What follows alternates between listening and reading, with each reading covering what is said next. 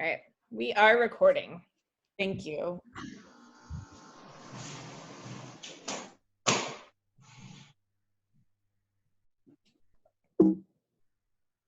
Oh, shoot. Okay, there we go. What? Yeah, you're gonna have to help yourself.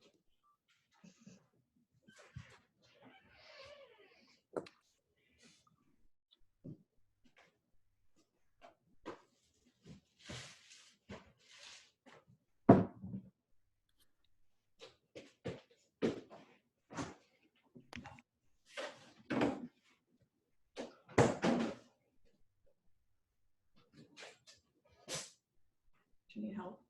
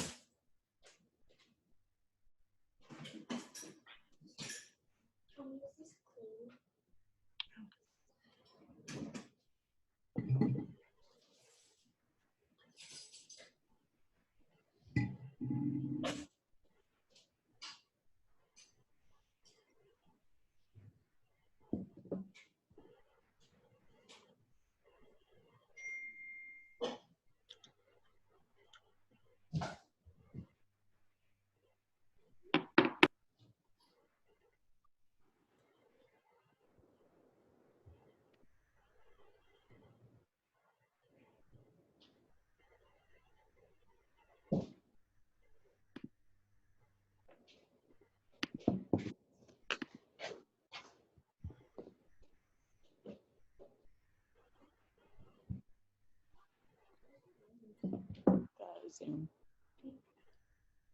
Get it coming on.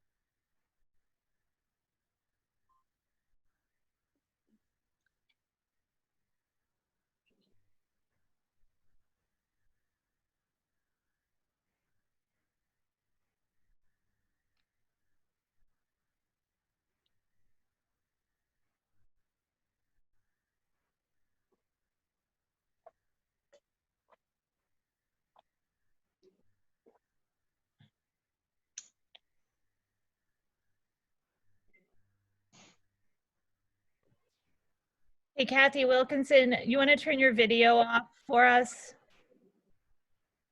You've got it muted, but thank you, dear.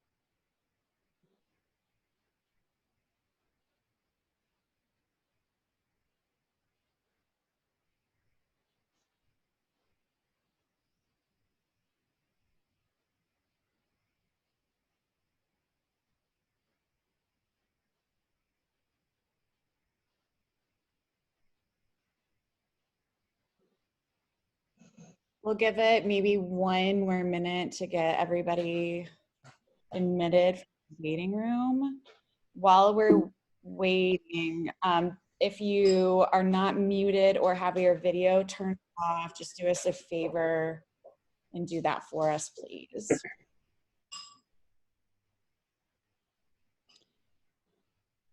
Also, if you select speaker view in your upper right-hand corner of the screen, that will allow the person speaking to have your screen, which will be helpful.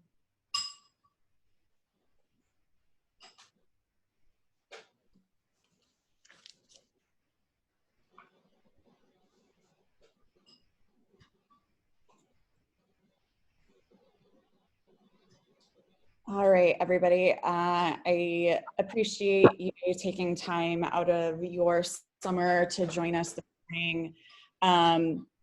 I first want to, of course, thank you for your membership.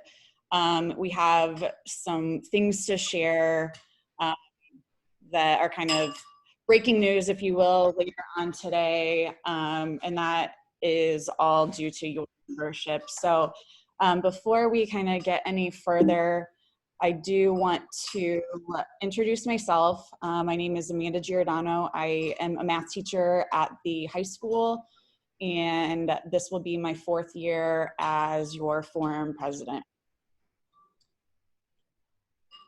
I'm going to have our other panelists introduce themselves, where they teach, and kind of their role in what we've been doing with the district in our reopening plans.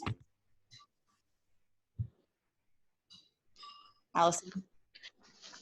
I am Allison Haley. I am the Forum Secretary Vice President. I teach English at the high school. And through the COVID planning stuff, I've been on the district COVID planning team with many different stakeholders, and also building discussion at the high school. I'm Stacy Scott Stewart. I now in 4th grade at North. I'm the elementary vice president. I've been pre-discussion. I've been attending discussion meetings as well, and then also on the COVID team, as well as, which I'm so thankful we don't have to worry about this year. I'm Erica Fitzgerald. I'm the Vice President of District Discussion. I am the discussion OG. I started on discussion when Dr. Ellis was the superintendent, so most of you don't even know who that is. I teach 2nd grade at Hinkle Creek and have been on the COVID planning team and in all the discussion meetings that have been super fun. Kelly. I'm Kelly White. I teach at Stony Creek Elementary. I'm the forum secretary and I'm in charge of the sick bank committee. Hello.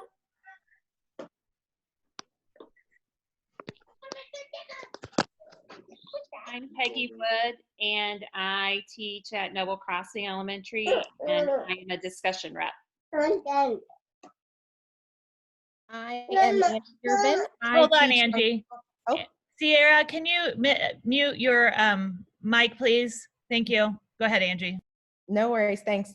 I'm Angie Durbin. I teach functional academics at East Middle School. So I'm representing special education here. I have been at the building and district discussions so far this summer, and I am the newbie.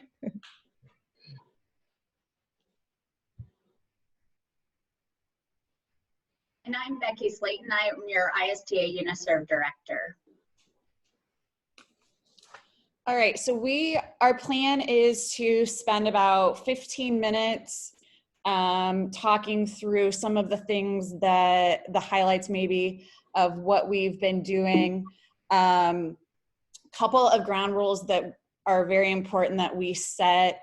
This meeting is for forum members only. If you are not a member, we kindly ask that you leave our meeting. Meetings such as these are part of your local benefit as a member. Something that is extremely important is that the information shared in this meeting must be confidential. There are some things that, like I said, are kind of breaking news that we just need to keep amongst ourselves for right now. Once again, please choose speaker view in your upper right-hand corner, stay muted and have your videos off. This just allows our panelists to be the ones that kind of catch your attention. For the chat, when we get to the Q&A session, please make sure you're using the chat for questions only so that we can do our best to make sure we're not missing any questions there.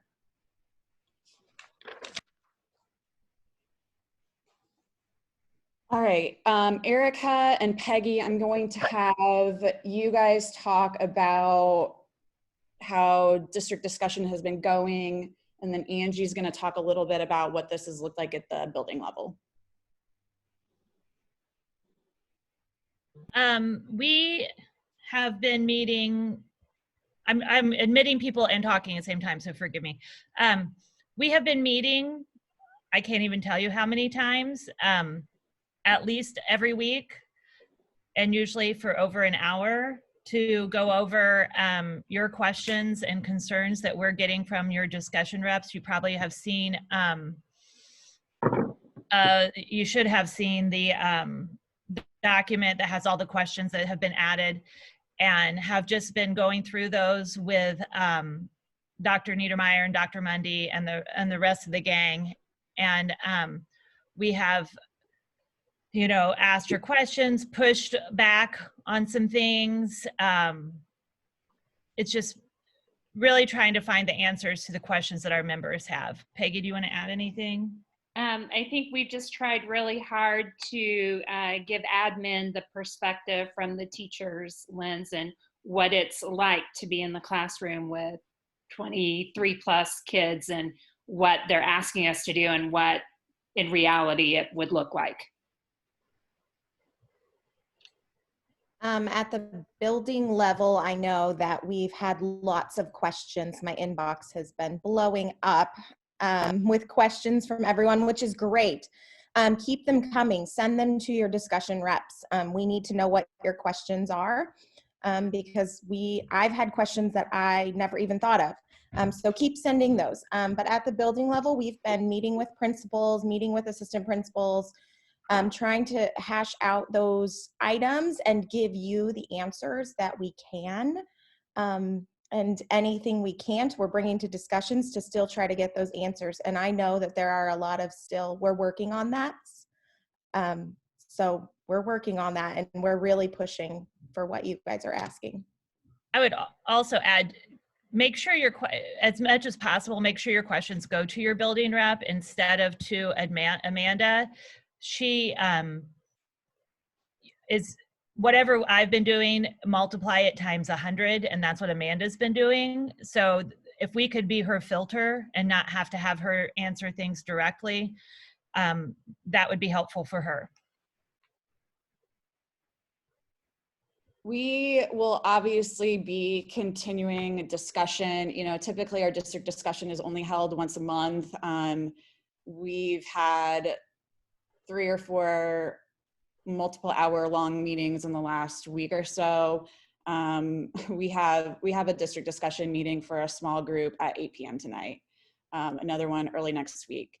We are doing our absolute best to get all of your questions and concerns addressed and really pushing on some of the things that we know are extremely important to you. So some of those items that we're really pushing on, Stacy, do you want to talk about the capacity at our elementary and middle schools for just a minute?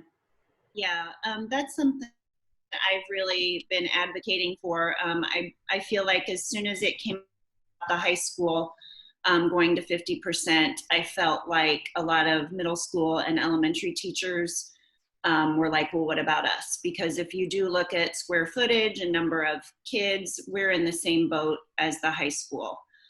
So that is one thing that I've been advocating for. And again, as a panel here, we know that not everybody has the same beliefs. Everybody on our panel, we have different beliefs too, but we are trying to speak for the majority. So I feel like the majority of elementary and middle school members that I've heard from feel like that 25 in a classroom is not reduced capacity, and kind of the district that we would be smaller class sizes, and 25 in a class is not smaller class sizes. So that is something that we've been asking for and will continue to push for. One thing that we've tried to communicate, elementary specials has been a huge area of concern. We have finally gotten the district together with our specialist teachers to meet on Friday. Our specialist teachers did a fantastic job of really getting themselves together and collecting questions and suggestions. There were original proposals and drafts of plans that were concerning. I'll talk a little bit more about that in just a minute. But specials is definitely something that we've been pushing really hard on the district to address. Allison, do you want to talk about some of the safety issues that we've talked and pushed on? Yeah. So mask enforcement is obviously a huge one. I know I have concerns with my students at the high school, keeping them on all day. So I can only imagine how you guys, our elementary teachers, feel. So we've pushed for support from administration on the mask enforcement and mandating them at certain times during the day, but also giving teachers the ability to choose what's best for them in their classrooms at specific times. Classroom doors is another one. Initially, the district was wanting doors shut for safety issues, and we have pushed for being able to keep those open for circulation, because, you know, 10 kids in a classroom with the door shut is not an ideal situation to stop the spread of COVID. Same thing with air conditioning. We know that there's some buildings that have issues with circulation. So, you know, we've discussed turning the air conditioning on earlier in the morning, because in some of the buildings, if it's not working, we can't be in the building. And then also temperature checks and parent trust. We know that we're putting a lot in the parents' hands, and we're putting a lot of trust into them and trusting them to not send their kids to school when they're sick or when they show symptoms of COVID. The district's working on training for teachers so that we can identify those situations. If we do have students in our classroom that are exhibiting symptoms, we'll know what to do and when to send them down to the nurse. Erica, do you want to talk about prep time issues at the elementary level? Well, the way they have rolled things out up to this minute, they have, one of the things is that all elementary teachers, classroom teachers, will have to take their kids out for recess every day.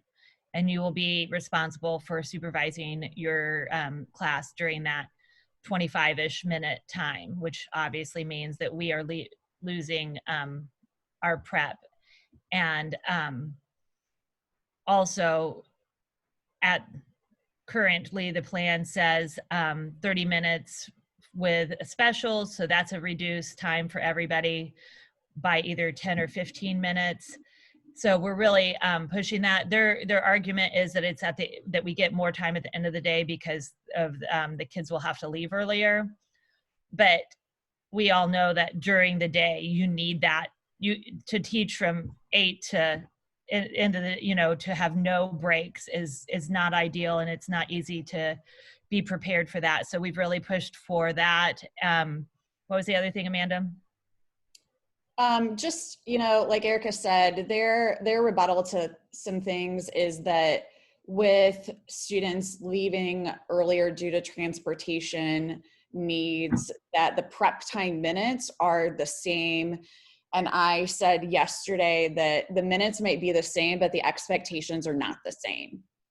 The demands that teachers are going to have in terms of disinfecting supplies and cleaning just puts a whole nother layer of expectations. And so, you know, their argument in terms of minutes doesn't really hold up.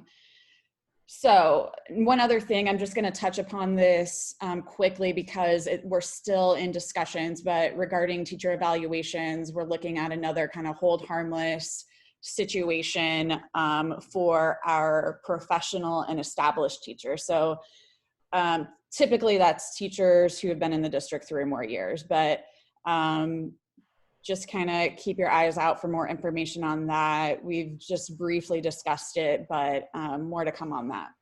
I'm going to add one more thing that we've been pushing is no new programs or new expectations for teachers. Originally, maybe, I don't know, a week and a half, 2 weeks ago, somewhere in recently, they were like, everybody's going to use Canvas.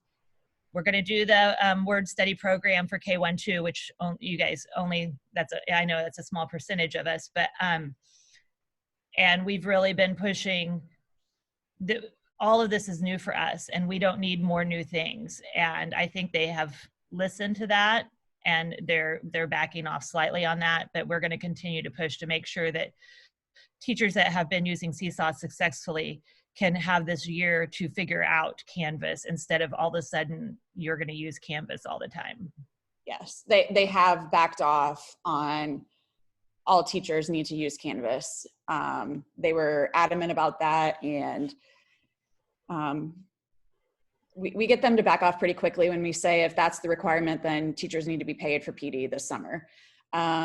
So seesaw is acceptable still through this year. They've backed off a little bit on the K2 phonics, but that's something we're definitely still working on.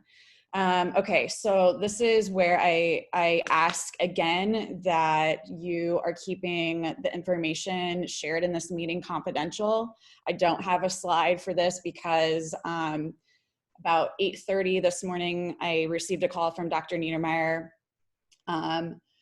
with some changes, and I 100% believe that this conversation happened due to all of you and your membership. Those of you that provided input into the pre-K 8 survey the other day, we had 160 responses, I believe. Those were shared. There's also something else that we're going to talk about later that I've discussed with Dr. Niedermeyer and Dr. Mundy that I think really has put some pressure on them.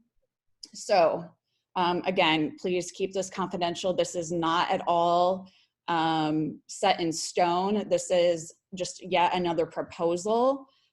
This is the reason why we have some discussion this evening and next Monday. It does look like middle school will be at 50% capacity, is what they are proposing. They are looking at, based on your concerns and your input, shortening the elementary school day by about another 30 minutes. That would allow for additional prep time at the elementary level for our teachers. The elementary specials would have a longer block of time with each of their classes, which again would provide additional prep time. That would also allow our specials teachers to see less students in a day, which is important for safety. We are looking at, and this is where the discussion is going to be very important. They're looking at using any additional classrooms and hiring additional teachers in order to even greater reduce class sizes. Now, I know what many of you are thinking, we don't have additional rooms. And where is the money for additional teachers coming from? So, like I said, this was literally a conversation an hour ago. We need to look very closely at some of these things. And we will do so tonight, over the weekend, Monday. Like, this is not, again, set in stone, but even as of this morning, things are changing. The district is listening, and they are making changes based on the input and pressure that we've given.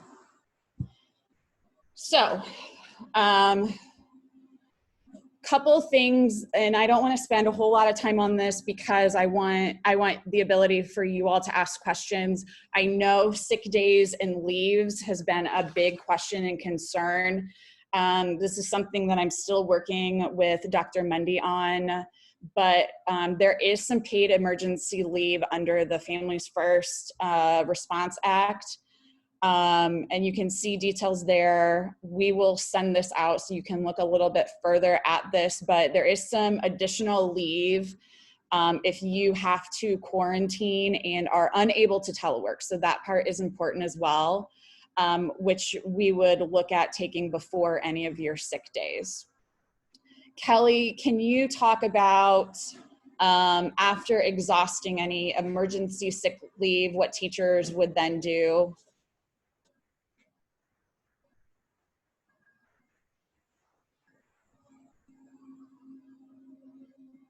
Kelly White, you there? Did we lose Kelly? Kelly, Can you hear me? Can you hear me? Yeah. Oh, okay, Kelly, go ahead. Okay, so you will use all your sick days, and then after using your sick days, you'll send a doctor's note and fill out the sick bank form and fax it or email it or scan it to me to get approved. The thing is, you are a member, and you know that you are a member if you've already used the sick bank. So I am a little worried that everybody in this whole school system is going to want to have me look up if they're a member. So if you have joined, you're a member unless you have told me otherwise. I did have one teacher that has backed out of the sick bank. So if she would want to rejoin, she would have to give another day. Now, if our numbers get really low, we will have to take a day from everybody.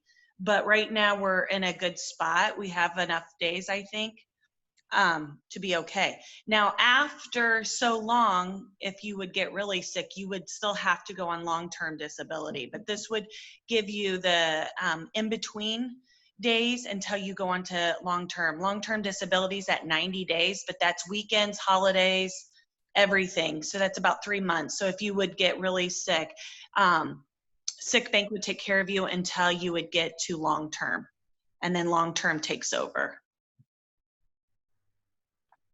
Thank you, Kelly. All right, we are going to go ahead and move into question and answer. So once again, if you have any questions, please submit those in the chat box. Becky and Tracy are going to help us monitor those questions.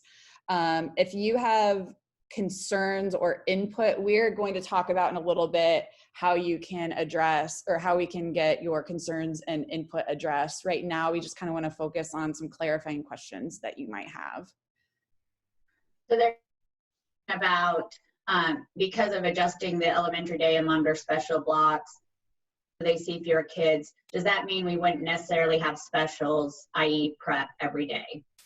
That is a possibility. It was not at all clear on my end exactly what that schedule would look like, but it is possible that there might be some times when your class would not have specials. Any discussion about AM, PM for elementary to limit class size, so kind of go into kindergarten model? They have not entertained that idea so far. I think there's a big issue with buses on that one. Okay. I think that if I'm not mistaken, that was brought up and they were like, there's no way we could do busing for that. Yeah. Have they talked about pushing back the start date at all? It seems that there's still so much to figure out when we start in 2 weeks. So kind of hold that thought before we get off. We are definitely going to address those concerns, and we are going to be getting all staff input on those items tomorrow, but just hang on. I promise I will address that once we get through other questions. Will teachers be provided scan thermometers to check students? How will checking temps work? Angie or Erica or Peggy, do you want to address that? Teachers will not be provided. They will not be scanning students every day. They have some reasons for that. I'm going to tell the ones I remember. They were saying, and this is legit, that if a parent sends a student with ibuprofen, they're not going to have a temperature anyway. They're going to have a temperature. They're not going to have a fever. So they are sticking with the parents are going to be responsible for this. They are not going to be scanning. They haven't really wavered on this. We won't get thermometers and we won't be taking temperatures, and parents are going to be the ones that we're relying on. And they said it would require multiple scans during the day, especially if the parent had given meds to them before they came. So what % of our pay is given to us if we are on long-term disability? The percentage of long-term disability does is 2/3, but that doesn't have taxes taken out. So it almost mimics your take-home pay is what long-term disability does. Due to lack of individual desks in classrooms having tables, if students have to wear masks if they are at tables in the classroom, would teachers be required to wear their mask in the classroom too? Teachers are required to wear a mask anytime you are closer than 6 feet. If you're 6 feet away from your students, then you will not need a mask, but you should have your mask on anytime you cannot be socially distanced. Tables, they are getting plexiglass Partitions. Mm-hmm. So that will reduce some of the kids' exposure to each other, but they expect teachers to have their masks on anytime they cannot be socially distant from students, and students to have their mask on anytime they can't be socially distant from the teacher. Why is the district against not having all high ability math students in one homeroom for just this year? They are very much trying to keep what we're calling cohort groups together. And that would be at the elementary level, the students in your classroom. So that is for contract tracing, mainly, is how I understand it. Chime in if any of you feel differently. So to limit the movement between or among cohort groups, they are limiting all of that movement. I think their biggest thing with the contact tracing was if a student in this particular cohort comes down with COVID, then it's not necessarily going to have to be a situation where we shut down an entire building, but more just the group of students that are together. If they're not interested in AM, PM for elementary, are they thinking of every other day? Right now, they are really, really, really wanting elementary students there every day. There's no debate that our students do better when they're in class. That's not the debate, but the debate is, whether that's the safest decision. Even with the kind of new plan proposed this morning, it's still all of the students every day at the elementary level. So once again, I'm going to talk here in a little bit about getting all of our certified staff input on where you stand and where your support is in terms of those different options. Any info on what the K-8 virtual teacher roles will be?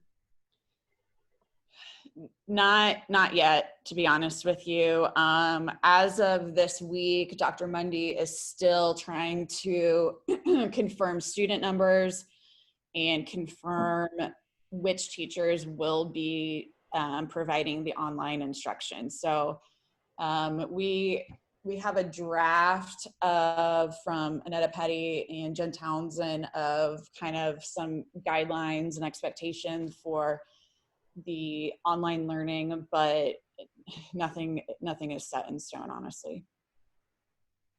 What will librarians and coaches be doing this year? I can't speak for all buildings. I have talked to Jack, but with the new change, it might be different. I know our library media specialist and coach are going to have to do an extra special because our building is so large that we weren't able to fit all. We have 33 sections of classrooms and we only had 32 spots with a 30-minute day, and he has they are going to have to teach a special, but that might change now because I just found something out that you all just found out.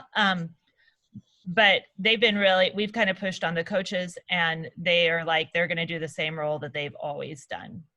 And I would assume the library media specialists are the same, that their roles are right now have not, they haven't changed them very much.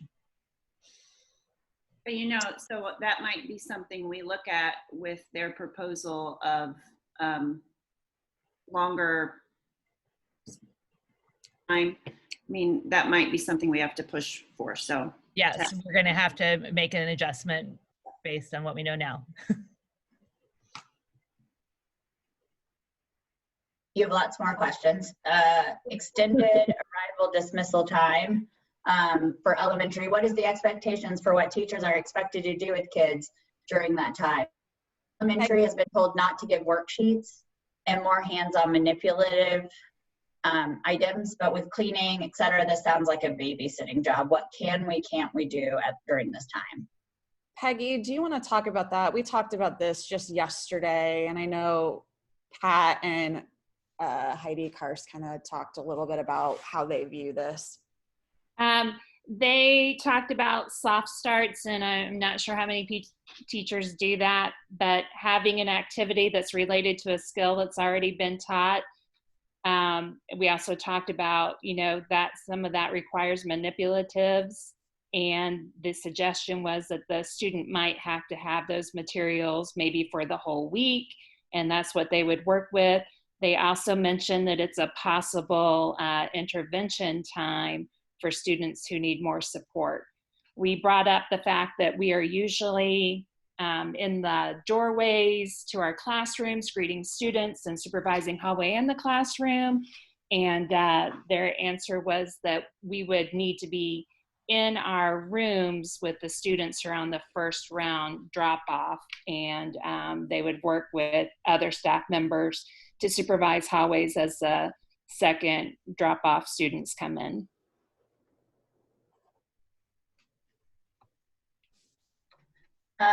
What does comfortable apparel mean? And I'm going to add another question so we can just answer a couple at a time. Are there any more specifics about Ice Cream Social Parent Night and how it's going to roll out? There will be no large group meetings or events such as open house, ice cream social. Their principals, I think, especially at the elementary level, are looking at how this might be done in a different way, but no, those will not take place. In terms of dress, we need some greater clarification at the elementary level right now, but jeans, t-shirts, tennis shoes are 100% acceptable. I know Allison in their high school building discussion meeting, Dr. McCaffrey, if you come in scrubs, he's good with it. So we do need to seek greater clarification at the elementary and middle school level, but I will say at the high school level, as long as you have clothing on that, doesn't appear that you wore for the week. Yeah, to bed. Amanda, Holes, yeah.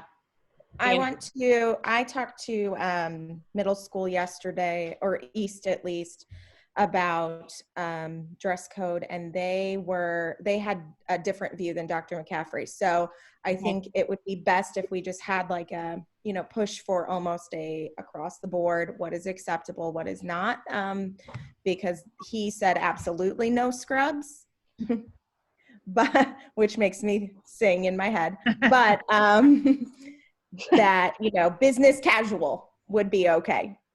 Jeans, t-shirts, things like that. Yeah. I talked to Jack, and I will push if any elementary principal, if I am going outside to recess every single day and going to be in grassy, like the areas that we have right now, like some of them are like mud pits. If anybody gets in trouble or gets talked to for dress code, feel free to send that principal my way, because we'll have a discussion. What we will push, Angie, I agree. They need to just say, we're not going to worry about what people are wearing. And they won't even see us. That's the other thing. We're going to be in our rooms all day, elementary teachers, so they'll never even know what we wear. Clarifying on the back to school night thing. So their principals will probably reach out to them with like how maybe they're going to do it virtually. Is that what you're doing, or you're at building discussions, you're talking about what that looks like virtually? Yes, absolutely. Building discussion will be extremely important for items like that. Yeah. So if you are a member and you have ideas or thoughts, please send that to your building discussion team so they can take that to building discussion. If middle school goes 50%, will be the same alphabetical process at high school, so siblings would be on the same schedule. I was not given that information, but I would kind of make that assumption, but I'm sure that would be a goal. I don't know if they've even thought that far. Right. Are counselors going to be able to go into every room? And also, I'm going to add something about the SLPs. Will they need to do push-in therapy, or can we pull students from multiple classes to small group sessions? Students from multiple classrooms cannot be together. They can pull 3 kids from my room, but nobody from any other rooms. They're calling these cohorts, and they want every cohort to stay pretty, I don't know, pure. So the SLPs will have to adjust their schedules to only service kids from the same cohort at the same time. They can pull them from their room. They don't have to push in for it. They can push in if they needed to, but they absolutely cannot mix cohorts. And will the counselors be able to get into every room? I don't know about that. Okay. Betty? I'm not sure. We'll figure it out. We'll ask. I thought they said they could, as long as they, masked up and washed hands and things like that. Okay, thanks, Angie. I thought the notes said that counselors can, but they got to take them to their space. Like they want them pulled and taken to their office or whatever to talk. I thought that's what the note said. I think counselors can do that, but I think like for whole class lessons, they have mandated lessons that have to get in by a certain time. So I think those are 2 different things. I wonder if those could be done virtually. I think some of the counselors are looking at doing lessons like that we can pre-recorded and things like that too. I do, now that comes up. As the district planned for bathroom breaks and transitions in hallways, we could have up to 300 kids in the hallway at once in our building. What's the plan, and has this been considered? Each individual principal will kind of have to figure that out in their building. I talked to Jack about this 2 days ago, and we're going to have a schedule that people have their bathroom times. And if you're going to send an individual, you have to make sure that they aren't on. It's not at the same time. So their kids are going to have to be really, aware of their body functions and try and go when they have the chance. But we are making a schedule I don't anticipate from when I talked to Jack, like basically seeing anybody else but my class ever.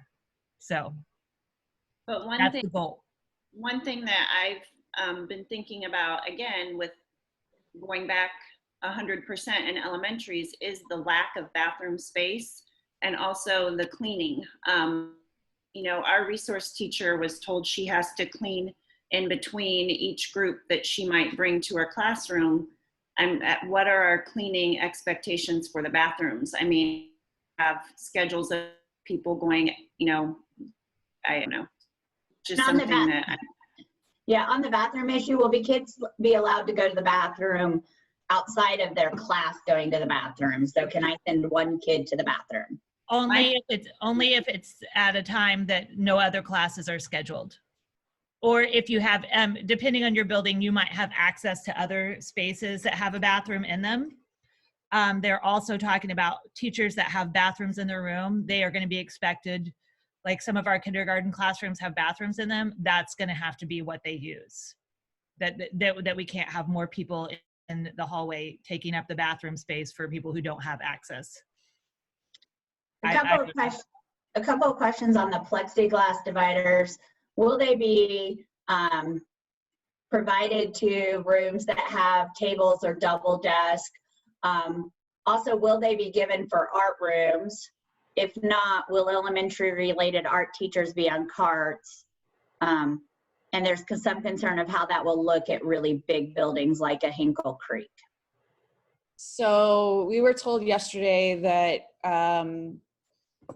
principals can expect about 200 of the plexiglass dividers. That will maybe look a little bit different depending on building and what type of student desks or tables that your building has.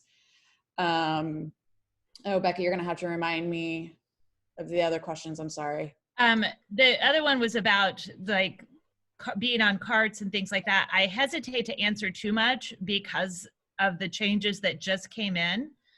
I can talk about what it was, but I can't talk about what it will be. So I'm not sure that it's worth I can talk about what they were going to do, but I don't know if we need to do that. Yeah, I think we'll know more after our discussion this evening, and early next week. Okay, so special teachers, we know you guys have a million questions and your jobs are going to look right now. It's crazy. Just hang tight and we will keep working on it as far as your things go. So there's several questions on this high ability math cohort kind of group. So I'm gonna ask kind of all of those together. Hopefully I get them all.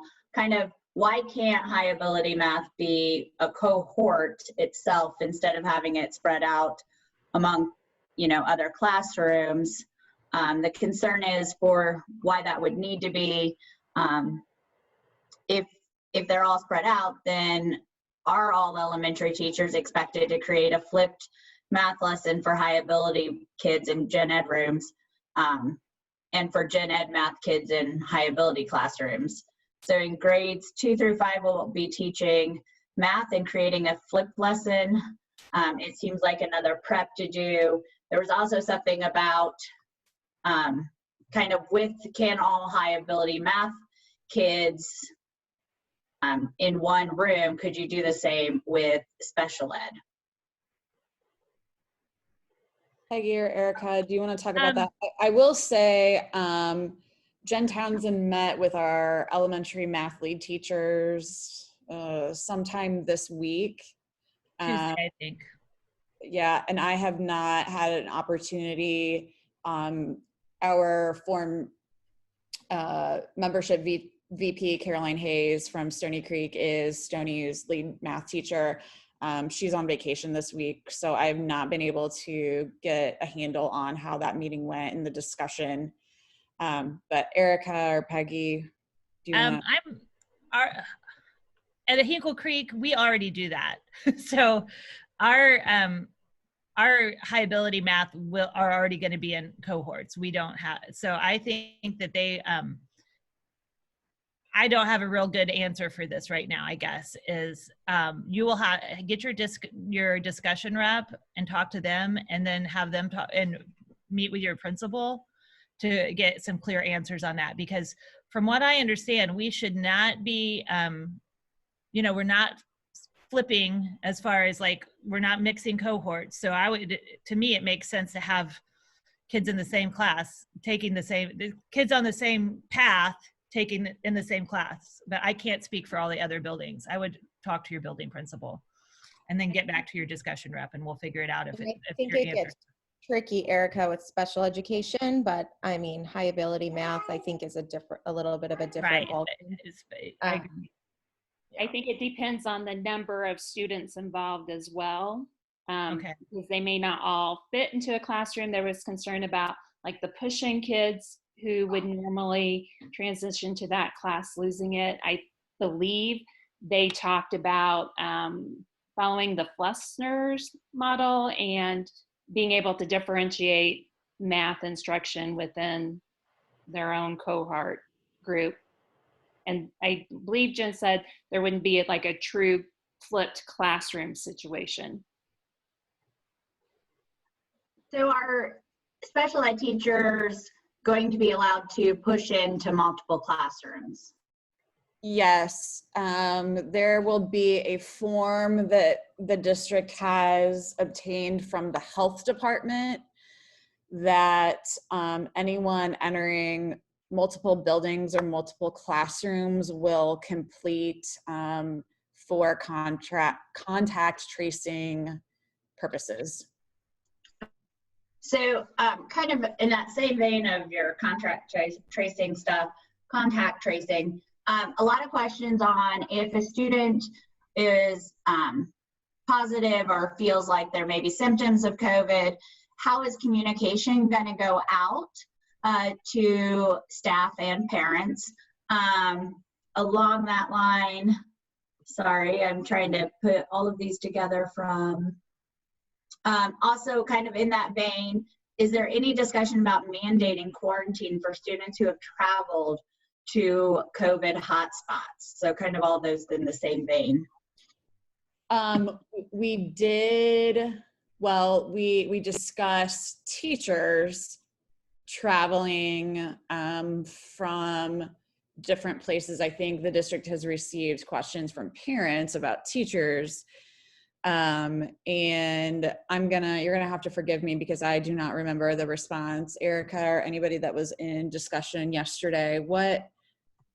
No quarantine, watch for symptoms if you travel. Okay.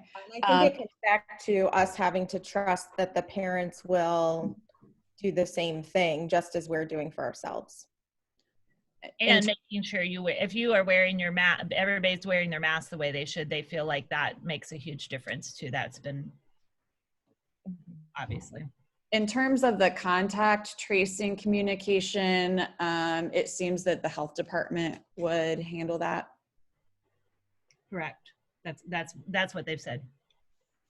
But if there's someone who is thought to be positive, even if the testing hasn't happened, is there going to be any communication to staff or parents? I don't know. We'll find out. Okay. Kind of, I think this is along the same veins, possibly. In the discussion notes, it stated there are 4 hotspots in the district. Can you clarify exactly what that means? Also, if teachers will need to change grade levels, is there an estimated date they will be informed? The kind of hot spot, that is what Dr. Mundy is referring to, areas, either grade levels or classrooms in certain buildings where they are not comfortable with the class sizes at this point. What was the other question? It's about if they have to change grade levels because of shifting of where students are at. Is there a date that teachers will be informed they'll be changing grade levels? Oh, Erica or Peggy? Yeah. There's not a date. They are aware that that would be super inconvenient. And if they have to do that, they will try to tell them as soon as possible. With this new information, I don't know what this new information has really kind of thrown me for a loop a little bit. But I did ask, like, I'm obviously in my classroom right now because I've had to move everything and I'm resorting books. I said, would it be considered for people to be allowed to stay in their room, even if like I moved to another grade level? Because what's it matter? I'm not going to see anybody anyway. And they did say that if possible, they would allow teachers probably to stay in their room, especially as it gets closer and closer to school. So there also are a couple questions about counselors and the mental health supports of, if we're going to 5-day specials, there's a concern that counselors, mental health supports will be pulled in to help with that, having a 5-day special rotation. Has there been any discussion for that? Not that I've heard nothing about that. That's not been mentioned at our building, at least, or during meetings. Will there be sick health expectations for teachers? Most teachers typically teach through a cold. How will that work this year? Dr. Niedermeyer has been very clear that the culture regarding that has got to change. Teachers, many times it's easier to just suck it up and go for the day instead of making sub-plans and being out. But it's going to be very important that all of our certified staff is making their own health and safety the priority.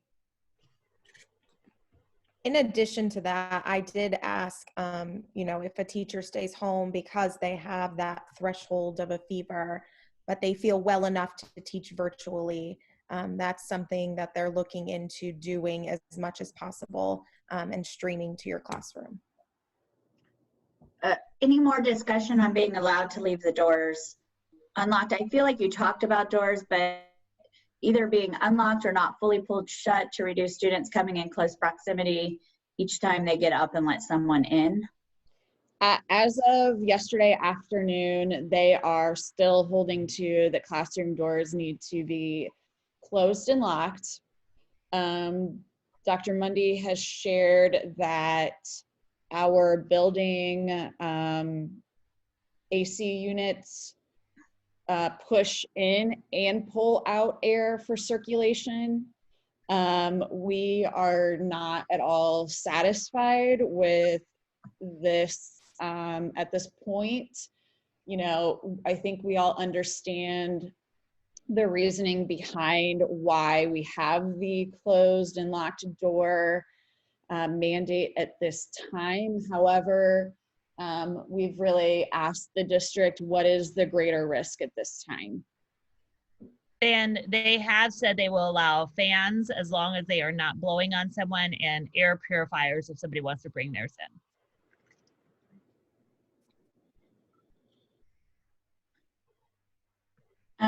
SLPs don't get subs, so if needing to quarantine, who will cover the IEP minutes? No one. Great question. Do SLPs, do they get subs? I mean, they don't get subs now, right? So I think No, but they're worried about having the longer time so that they'll be missing minutes. Well, we'll ask. That's a really good question. A lot of concerns about, I've heard a lot from teachers about concerns about starting August 3rd. It has been suggested multiple times about teachers starting back the first week or two without students. This would allow time for teachers to make preparations, become more comfortable with requirements for COVID. Is this something that's been discussed? Yeah, so I'm going to talk again about looking at and surveying support on options that are different than what the district is proposing right now. I hope that addresses that question. Is there a common number for across the district for kindergarten to get IAs this year? And also, are cleaning supplies safe to use around young learners?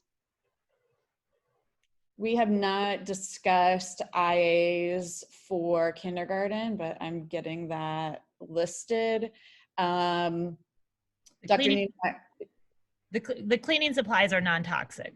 Yes. So they should be safe around anybody. They said if there were any students who had allergies to it, they would deal with that on a case-by-case basis. What about lunch for teachers? If we are supervising kids most of the day, will students be in the cafeteria eating for 30 minutes so we get a chance to eat and take a break? Yes, you are obligated by law for a 30-minute duty-free lunch. They know not to even go near touching that. Students will be eating in cafeterias in their cohort groups. There will be, in some buildings, maybe additional spaces used for lunch, but teachers will have their 30-minute duty-free lunch. Any update on the possibility of a legal form having been put together stating that parents can't take legal action against a teacher, blaming the teacher for giving their kid COVID? Last time we asked that, Dr. Niedermeyer said that they are working with their school attorneys at Church, Hiddle, and Antrim on that. And I'm just going to add to that it really, teachers are not liable for that. There would be no case where you would be liable for that. Even if a parent was taking it to the legal action, they would go after the school, not the teacher, because to be honest, you all probably are not sitting on millions of dollars. So if that does come up, please reach out to, if you have a parent who threatens that, please reach out to your building rep about that so we support you. If one student tests positive, does the whole class and teacher have to be quarantined for 14 days? From what I understand, not necessarily. You all have different ideas. They've talked a lot about looking at the contact that has occurred between someone who tests positive and others. So if they go ahead, Stacy. Well, I just feel like this is kind of where they don't have a clear-cut plan. They refer a lot.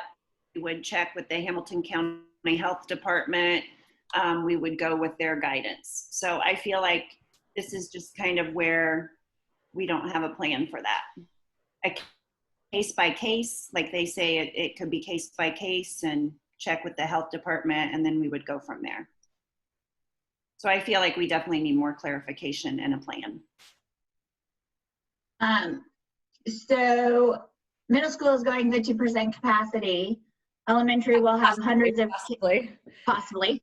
Elementary will have 100 of kids and teaching all subjects all day, plus the extra responsibilities. Am I wrong, but is this equitable? No, it's not equitable. It's never equitable for us. No, it's not. Elementary's always. Yeah, we always are doing, sorry, Amanda, more.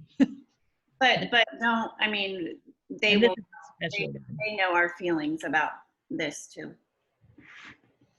Why are specials teachers limited to 2 grades, but counseling SLPs allowed to move throughout all grades? Good question. Well, I mean, the SLPs have to service IEPs. So they have to do it, and they're going to have to do their job socially distant ways. Same with the counselors. They're going to have to keep their social distancing. They're trying to limit as much as possible the contact, but there are some jobs that you can't limit. You can't tell the SLPs they can only service 1 grade.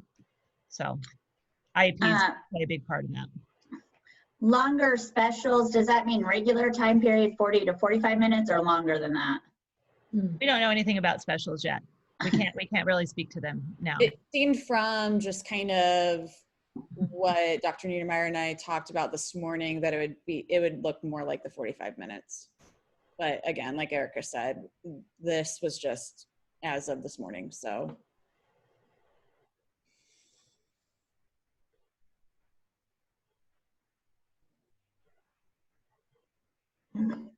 Is there a plan for PLCs and collaboration times, early release days?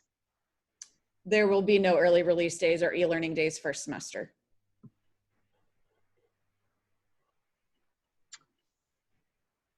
Is there anything about teachers being tested frequently for COVID on school's dime?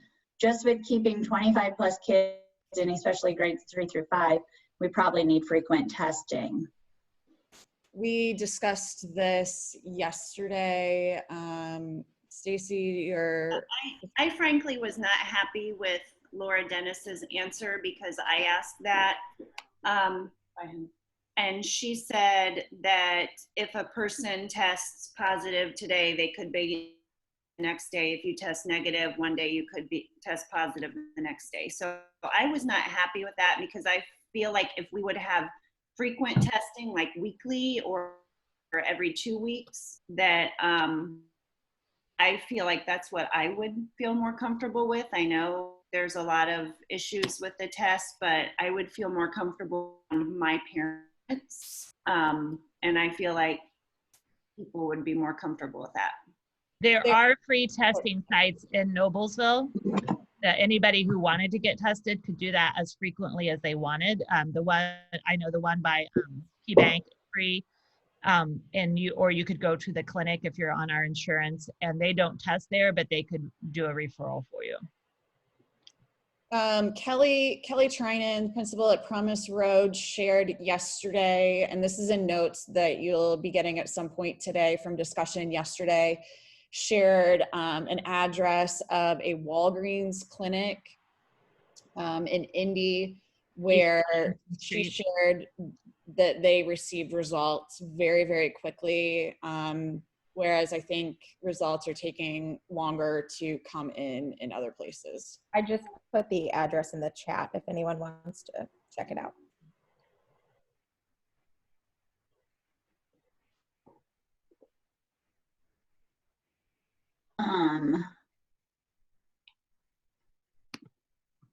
Let's see. There's a question about this idea of library books not kind of needing to go through a quarantine process, and really is practical. Our libraries will be depleted so quickly as our books will be in quarantine for 24 hours each time someone touches the book.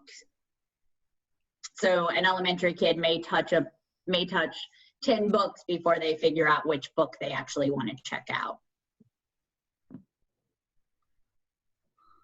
We have not spent any time talking about library procedures as far as I know. So we're not so sure about that answer.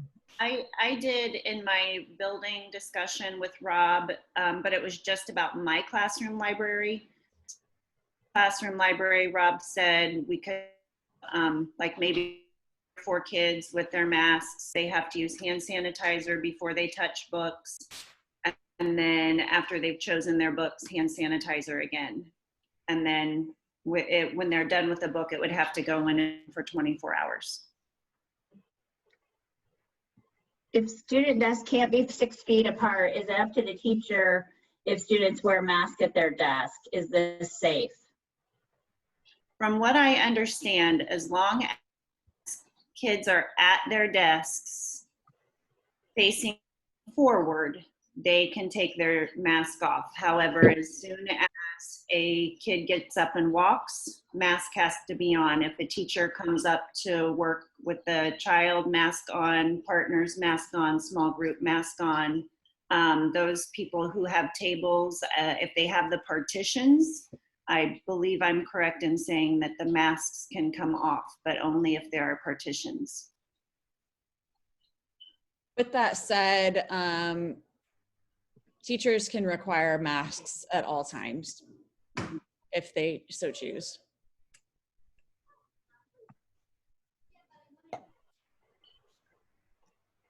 And Amanda, I know when you go to stores and things, they're 6 feet, 6 feet, 6 feet. And I think there's been some new guidance that it's as much as possible within the classrooms. Is that correct? Yes.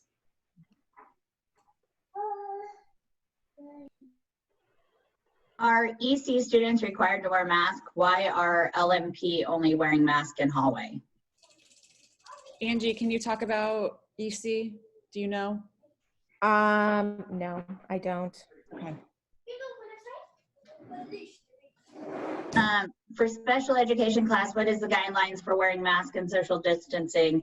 Can we push students in for lunch specials and read aloud? Okay, I can talk to that. So for special education, it's sort of the same as general education unless there are exemptions. All parents were sent out a survey about if their child can wear a mask, for what period of time. Parents were allowed to add notes in explaining that situation. And so I know Amy and Aaron are going through all of that, and they're getting the information back to us. So you may have students with medical exemptions that are allowed to not wear masks. Let me look at the question. Can we push students in for lunch specials and read aloud within cohorts? So lunch, they'll be able to go to the lunchroom with their classroom as long as they stay with their classroom. Specials, the same. And yeah, as long as they're within their cohorts. Any chance district leadership will be sharing with parents the need for more masking than initially shared, making sure parents know it's not a teacher's choice, it's a matter of square footage, proximity, and student numbers. If parents know, they can begin helping build mask stamina before school begins. That is something that they are addressing in their detailed plan that will be going out to parents. And then, has there been any discussion of hazard pay? No. Becky, is that something that you can address at all? So I think we could go back to the table, the negotiations table, and ask for hazard pay. Possibly using, I'd have to look at the guidelines of some of the funds that have been opened up for the COVID-19.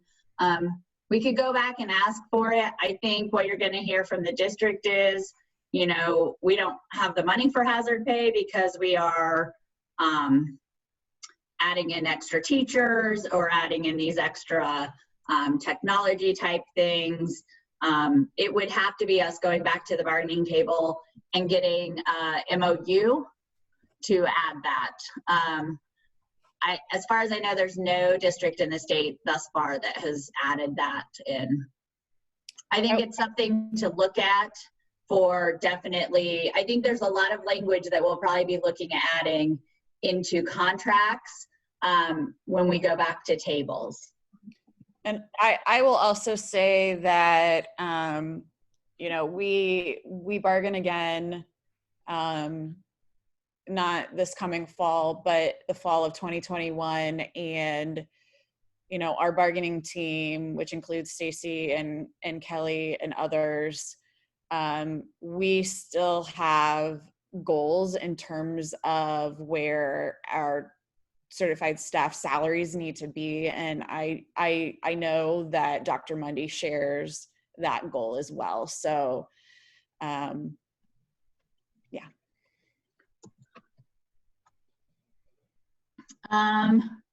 Can teachers still change to teaching e-learning after hearing all of this? So far, it's been that a staff member has to provide documentation of an underlying health condition or that the staff member is caring for someone with a health condition. But there hasn't been like a cutoff time. So if you have one of those conditions, you can request that. SLPs have an assessment lending library housed at ESC for our speech and language evaluations. Are we going to be able to share those assessments among all the different buildings?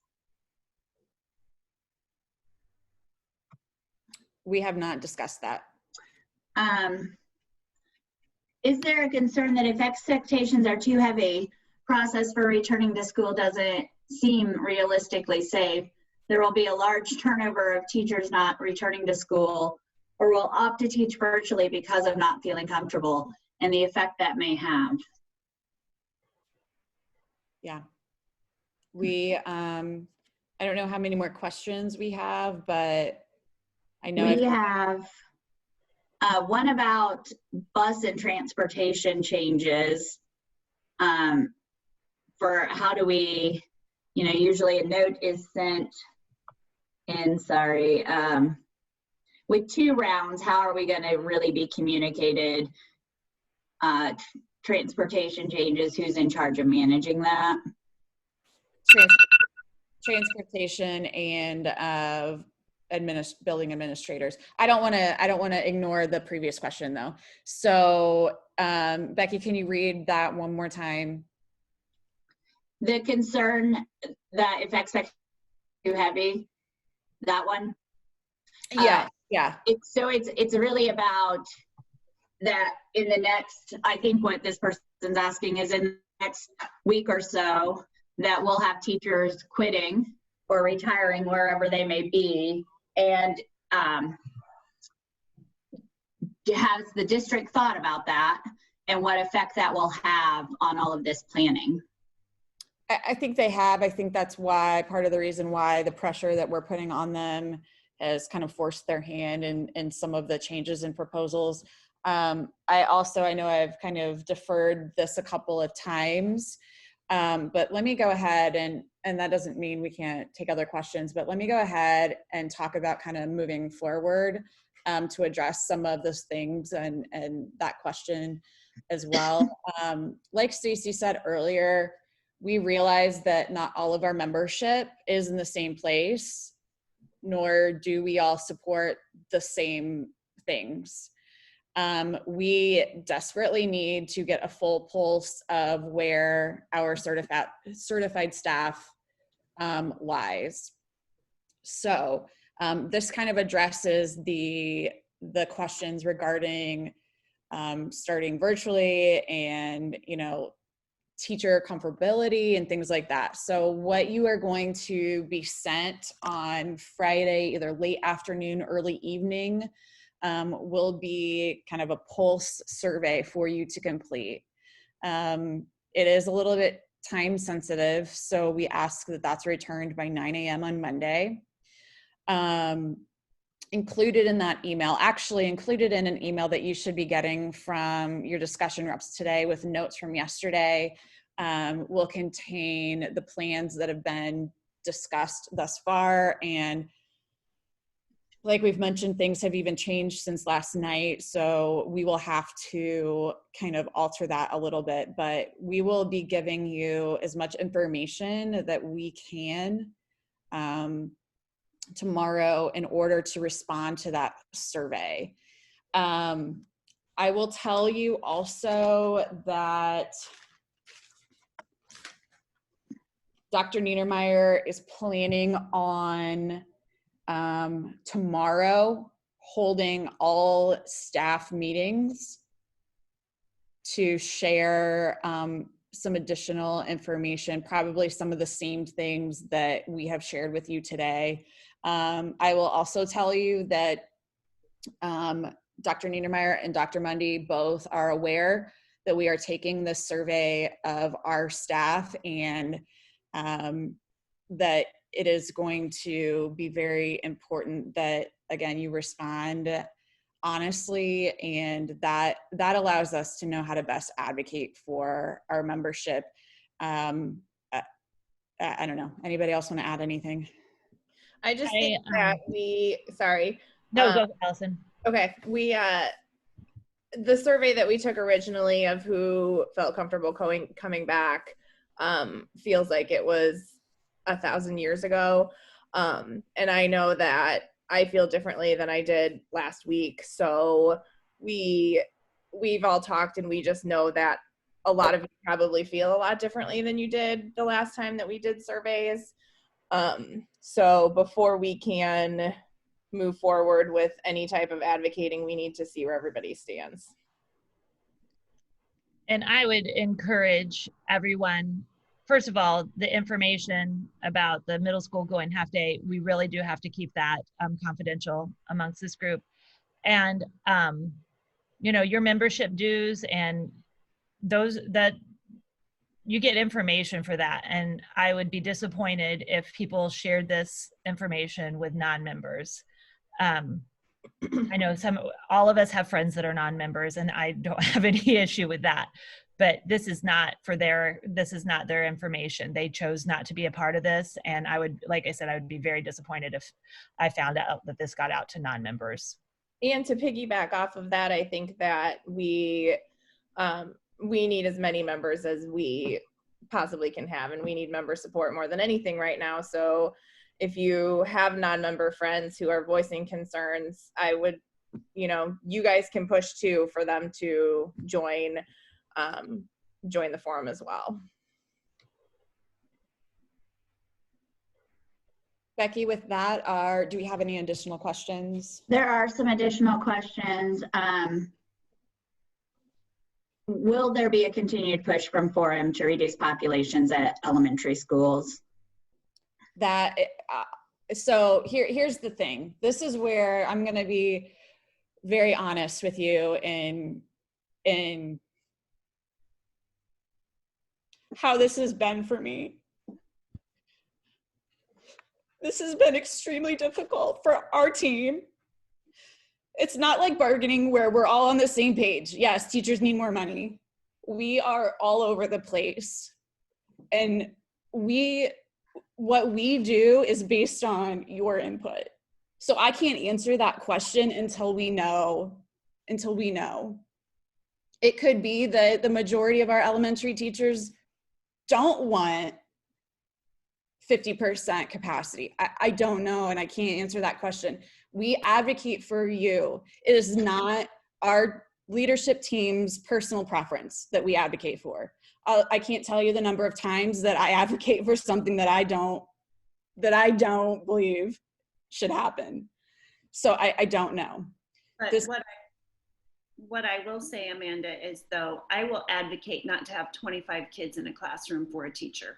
That is absolutely unacceptable. Yes. So whether it's reduced class size is a non-negotiable as far as that. They need to keep our class sizes small this year. regardless of our schedule. Mm-hmm. Yeah, I'm sorry if I didn't, Stacy, thank you for making that clarification. But I hope and pray that you all feel supported. This is impossible to do. And you guys have been doing a phenomenal job. It is completely unknown territory for every association across the board in the US. So a couple more questions. I think also the chat is going to be shared with all the panelists. So if there's something we didn't explain specifically, we probably can look back through that. But can we poll teachers about preferring a longer normal day with less students? We could use the 1.5 of bus transfers for arrival dismissal schedule in the middle of the day for AM, PM. I'm not sure I understand. I don't really understand that, but I will say I don't see any part of AM, PM schedule happening. I don't think that's really something that's going to be able, that we're going to be able to pull off. I don't think it would fit in with contract times at all. Right. I don't think that's going to happen. What can teachers expect custodians to be cleaning each night in their classrooms? Can there be a specific daily checklist? Honestly, our rooms are not cleaned very well regularly, and I don't see it getting much better without people being held accountable, or I would add probably hiring enough people to do the job. I think that's a very valid question. I think checklists would be something that we need to advocate for to make sure that it's, because I wholeheartedly that comment that our rooms are not cleaned very well to begin with. What are the expectations for small groups within the classroom? I'm picturing all the time students work together, stations, partners, small groups in kindergarten. Can that even happen? With masks. Masks. As long as they have masks on. If resource students are choosing to be online, is the teacher of record responsible for meeting those minutes, or will an online teacher be responsible for meeting those minutes? There's still information coming from Amy and Aaron. Sorry, I have a little one talking in the background. Information coming from them about what that will look like, specifically for students who have those additional minutes in, or therapies, or students who are in FAP or life skills or self-contained emotional classrooms. We don't really have answers on that, but I do know that they're really working on that right now. Have lunch procedures been discussed? For example, kids sitting at tables facing each other and eating, mask won't be able to be used at all times during lunch, obviously. I talked to Jack about this. I don't know what, I assume everybody's is similar. We, the way our tables are, they are going to be staggered. It's not ideal. It's still closer than 6 feet. But for our rectangular tables, nobody will actually be sitting across from anybody else. It'll be like every other one and then staggered. I'm not sure about round tables, what their plan is for that, but I'm sure they will not be packing those in either. The lunchtime start times will be staggered also, because they don't want people in line with other people from other classes. So it'll be like I go at 11:20, somebody else goes at 11:25, somebody else goes at 11:30. So it's going to look a lot different than what we're used to.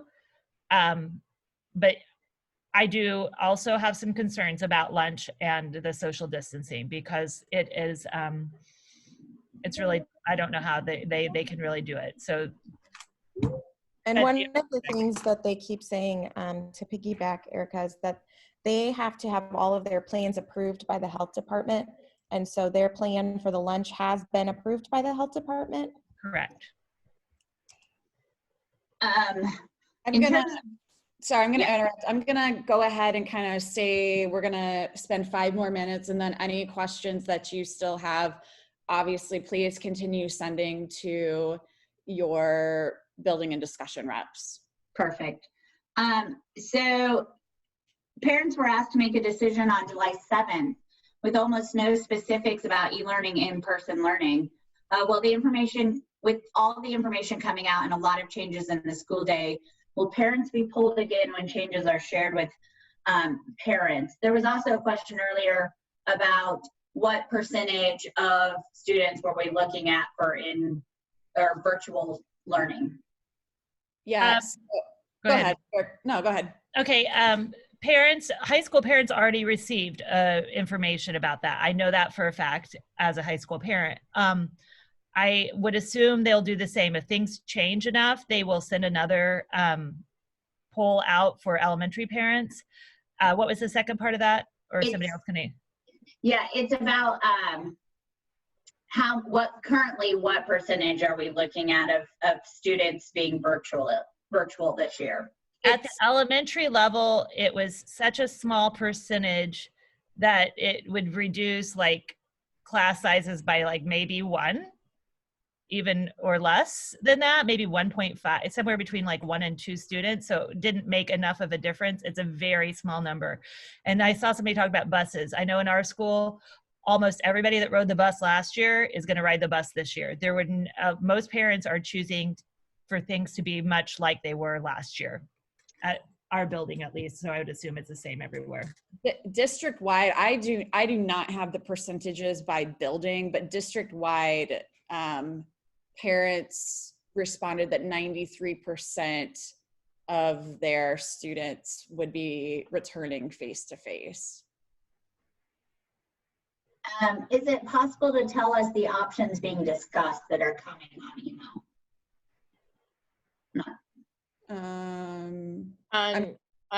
On the survey we're going to send out. Okay. Yeah. In terms of, please clarify if this is not your question, like in terms of starting virtually, 50% current plan, like those options. Yes. Yes. Okay. Yeah. That will be what you get tomorrow and what you get tomorrow.